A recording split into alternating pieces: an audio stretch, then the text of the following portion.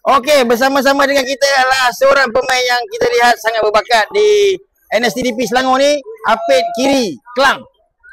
Akil, sila perkenalkan diri awak. Assalamualaikum. Nama saya Muhammad Faris Akil bin Fazil Syam. Usia awak sekarang berapa tahun? 13 tahun. 13 tahun. Jadi awak sekolah di sekolah mana? SMK Meru. SMK Meru. Dah berapa lama tahun main sepak takraw ni? Berapa lama dah? Saya main daripada darjah 5. Daripada darjah 5, maknanya lebih kurang dalam 3 tahun 4 tahun lah. Baik. Siapa yang banyak melatih awak sebenarnya? Ayah saya. Ayah awak, ayah main lah. Ayah awak main posisi apa? Tekong. Ayah tekong anak bida. Patutlah. Bagus. Siapa yang selain daripada ayah awak yang mendorong awak untuk main sepak takraw? Ada tak? Kawan-kawan. Siapa kawan-kawan? Kawan-kawan dengan mak. Kawan-kawan dengan mak Mak ayah. Mak ayah. Okey, tahun lepas tahun ni masa MSS Selangor awak main? Main. Wakil daerah Kelang. Terpilih ke MSM? Tak. Baik. Jadi apa harapan awak sebenarnya dengan sepak takraw ni?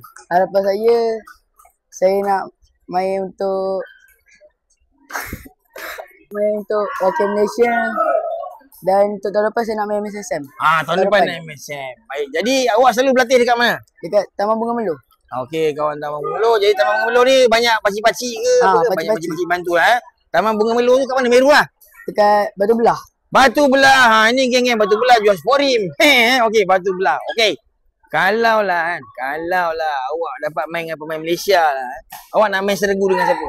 Dengan kalau tekong Aziz. Alamak, Aziz. Gila. Kalau kila Ijat Bangau. Gila? Ijat Bangau. Ijat Bangau. Oi, sedap tu mentang-mentang kidal senang kerja. Bagus Okey. Sekarang ni soalan yang terakhir. Kalau lah awak dapat tawaran ke sekolah sukan Malaysia, awak nak pergi tak? Nak pergi? Nak.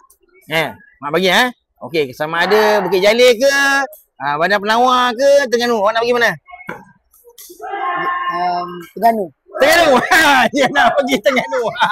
Okey, ini Akil, pemain dah layak ke peringkat separuh akhir. Tahniah. Kita akan tengok aksi Akil nanti. Terima kasih. Alright.